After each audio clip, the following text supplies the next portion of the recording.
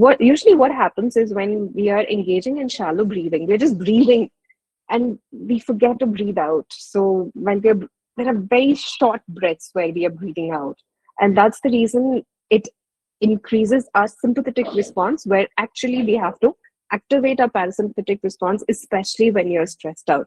So do this when you're getting in for a meeting or a presentation or somewhere where you're really stressed out. um, Practice this cycle 4 times at least every day. And I've seen a lot of people with nerve issues, neurological issues, and all of that who practice this, get rid of it, because even in early Parkinson's, it works wonders.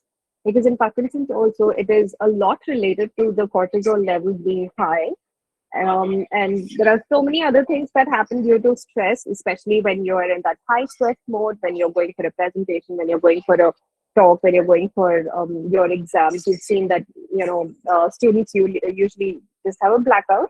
Even if they know everything, they're not really able to write what they or remember what they have learned. So when you practice these techniques, it definitely helps you activate your parasympathetic